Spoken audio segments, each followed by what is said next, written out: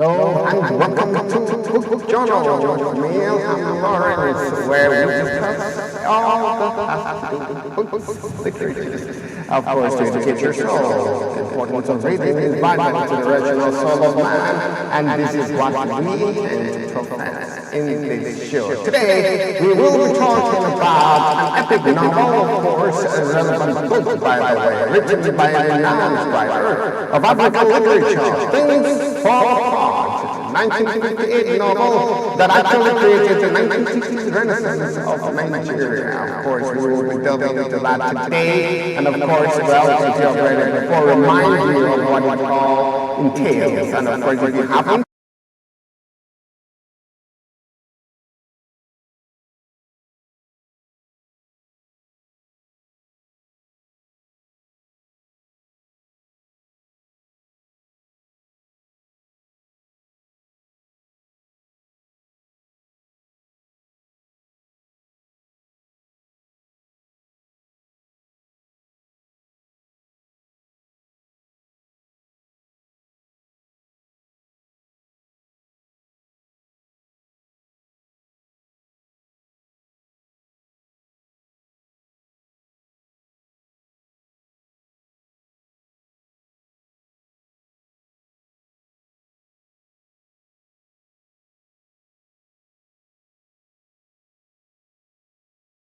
The book is Unoka, who is a failed man according to Okonkwo. So he was in this constant fear of overpowering his father, of doing better than his father, of being more successful and being more like a provider to his father. So on a larger scale, talking about Things Fall Apart, you would see that it's a book about colonialism, the fear of colonialism. It's a book that it explores the period that the Anglican missionaries came into Nigeria in the Igbo culture, to be specific, and how these people were in constant fear of these Anglican missionaries taking over their culture, their tradition, and their way of life. So basically, I would say that's what Things Fall Apart is all about. okay, but does it portray anything that has to do with acceptance of change, especially in terms of the westernization of Nigeria? Yeah, it portrays acceptance of change, but then to some extent, it was a difficult thing. It was a difficult thing to come to because Okonkwo, the hero, not our usual hero in the book, it was so difficult for him to accept the change that came with the missionaries that even led him to kill a clan. He shot a clan and he was sent on exile for 7 years. Coming back into the Igbo society, he discovered that it has been taken over by these colonialists, and then he still fought his way to change things around. But then, his other clans, it's a clan in Igbo society, is called a clan, association of elders who take decisions for the society. So the other people in the clan already accepted these people. He was the only one fighting for it. So at the end of the day, he just had to accept it, although it didn't end well, though. Okay, well, Things Fall Apart, about 67 to 68 years old, we could say, written in 1958, Yes. by the way. And how can you tell of its relevance, especially in the world, not just in Africa, the relevance of Things Fall Apart? Okay, Things Fall Apart is not just a book by an African author, a Nigerian author, and an Igbo author. Things Fall Apart is a book that talks to the world.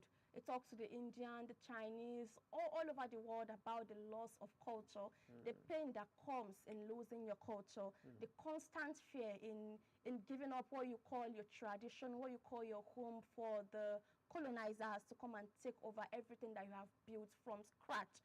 I think that's all Things Fall Apart majorly talks about. Although most African books that we see, most African authors, they talk about colonialization, like we discussed in our last episode, colonialism, the fear of colonialism, the fear of the white people coming into the society. So Things Fall Apart, to a larger extent, is what it talks about, but it's more of a cultural book. Okay. Yeah, a cultural novel.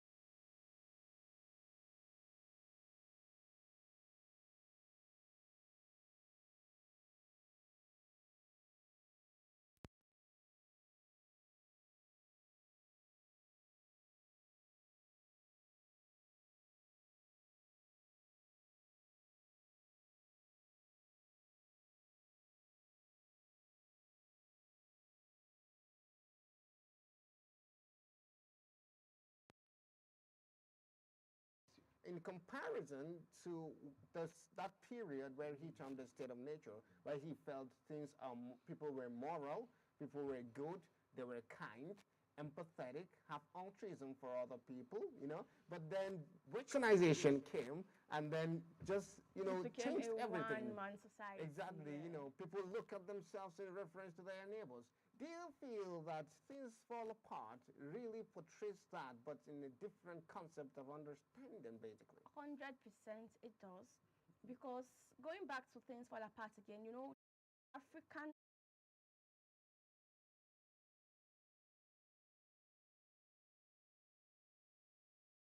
is it if a child born in Africa is not just to the parents but to the whole or the society. A society, it takes a village to bring up a child, something like that.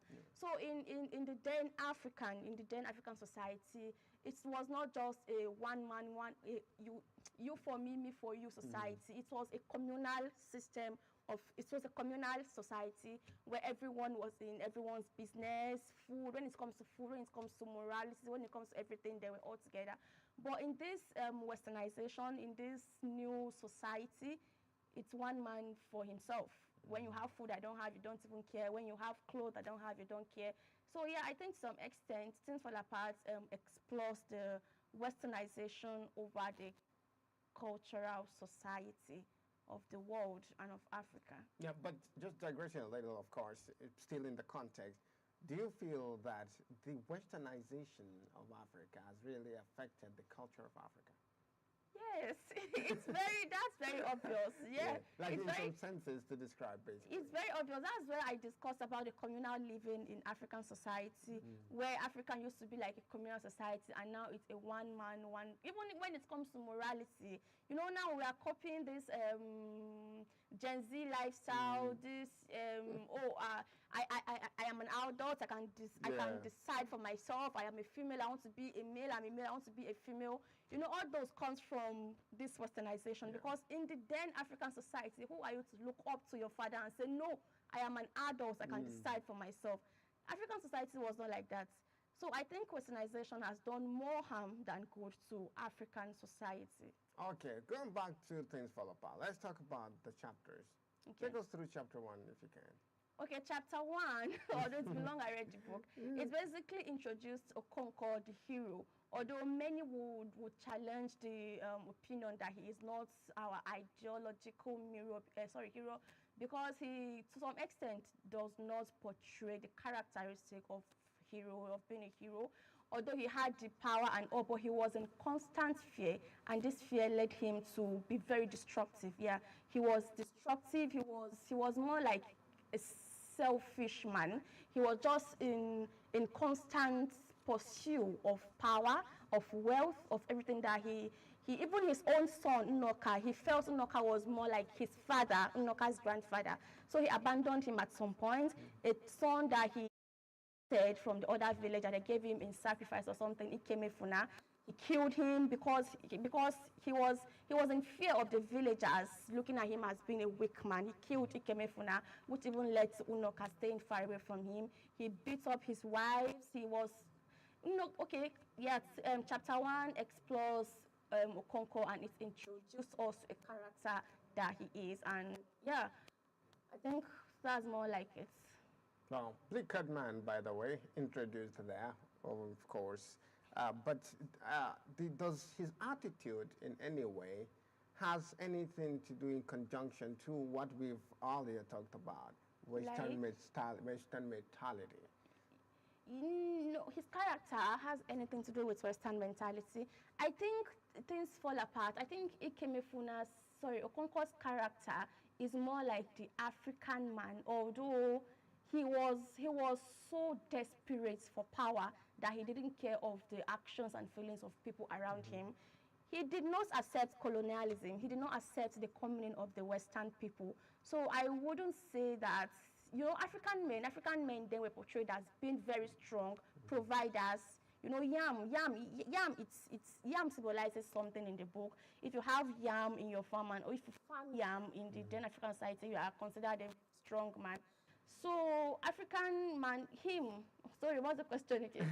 Whether I think I'm his diverting. attitude has really portrayed a Western kind of sense, like, in exhibition, especially his aggression His and his aggression, selfishness, his and, selfishness. all his bleaked, dark side in particular. Because many people view the Westerners or the colonizers as selfish people. Though he might not have accepted colonialism, but, do you think at some point maybe he's hiding camouflage somehow, his true attitude. In the inside, probably he really wanted, he acted it, but then on the outside he was like, I don't want it for his own cause. Some critic will even tell you that Okonkwo was in fear of the colonizers taking over his. He's used to winning, as he won the cats battle. That he's used to winning. So when these people came and he saw that they are trying to win him over, I think that was his major fear. He was scared of losing, not even because he didn't want them to come into his society, not because he didn't want them to colonize him, but he was scared of how people will view him as a failure. I think that's his major problem. I wouldn't say he is westernized in that aspect. Personally, I wouldn't say that. I see him as a communal man. Okay. So he is a man who tried to preserve the African culture. Although he's weak, yeah, I would say he's weak. Yeah, so let's talk a bit about his fears, by the way. Are they just phobia, fear of nothing, basically? I wouldn't say they're fear of nothing, because sometimes they say your background determines who you are. His father was weak. His father was poor. His father was everything he vowed not to be. So he was in fear of becoming his father. He was in fear of losing everything that he has gained. He was in fear. He was just constantly in fear of nothing, although not really nothing. He wanted to succeed, and he was in fear that his son would become like his father.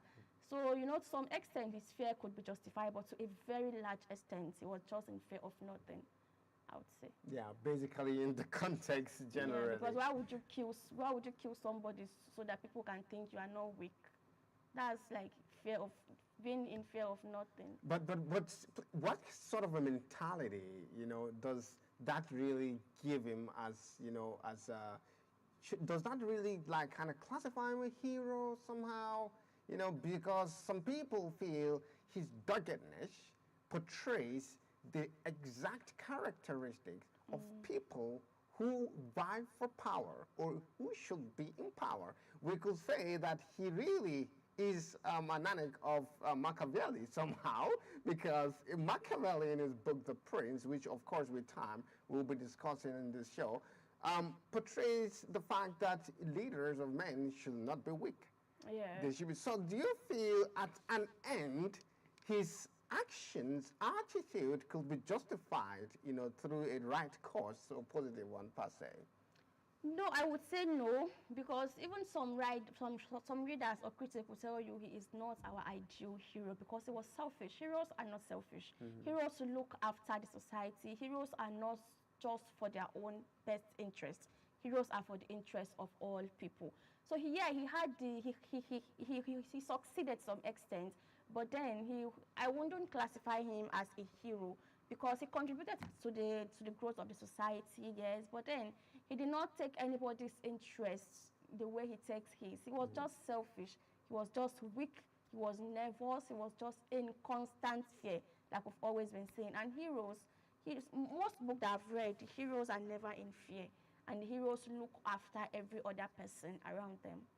Okay, well, we will have to understand his basic attributes so that we could see whether, well, I think we should just go with that. It's a right course, or we should, no, that's not a right course. This is literature and this is book, so my own perspective might be different from yours. Yeah. And we can all be right at the same time. This is from my own perspective, I would say he is not my ideal hero because he's weak. He's in constant fear. Exactly. Yeah. Exactly. Although he portrays to some extent 30% characteristics of being a hero, but I would not give him 50%, let alone 100. So he is not my. If I'm writing a book, I wouldn't classify him as a hero. Okay. Will you say that because probably, I don't know, if you are not like, in line of maybe vying for power, for example, if you were like kind of, if you would, or if you are, would you really carry on his characteristics somehow to get what you want? Because he really portrays something like that. And then, just like how someone answered a certain question, whether a leader should be feared, but it was Machiavelli, by the way, whether he should be feared or loved. He said, no, he shouldn't be loved. He should be obeyed. He should be feared and obeyed. Yeah. Okay, like in some pages of the book, they told us that he was, is it feared? He was feared because for 20 years he held the title of someone that defeated the best warrior in the society. So yes, I think if I want a position to some extent, I can exhibit some of his characteristics because he's a man that go for what he wants. I'll give him that attribute. But to a larger extent, I wouldn't like condemn other people's opinion, other people's strengths, just to go to where I am. And those are some characteristics of Okonkwo in the book. All right. Well, due to time, we will have to stop here. However, a lot to discuss in our subsequent show, and hope we will have you, of course, in that show. Just like how, of course, the author himself said regarding the book, he said, well, my people are seeing themselves for the first time in the story. Exactly. So, yes. So it really portrays something. Yeah, it goes into the interior of an African society, like all those ones that brings out the exotic, like all other books written by African writers are just bringing out the hard parts of Africans, but this brings out the interior. It went deeper into an African man's mindset. Exactly. Yes. Well, we will continue on that course in our next show where we'll discuss the next chapter. Of course, as usual, thank you so much, Amina, for joining us in this show today. You're welcome. Thank you. And of course, to our listeners, we say thank you. This is where we're going to be drawing the curtain. And don't forget, reading is good. You should read in order to get information that will give you ideas to help you reach that state of eudaimonia, or else fulfillment. Yeah, eudaimonia is how Plato put it in Greek. Well, reading is very beneficial. Don't forget, apply liberally and leave a review to say thanks. From me, Alhamdulillah, Lawrence, and the rest of the team is bye for now.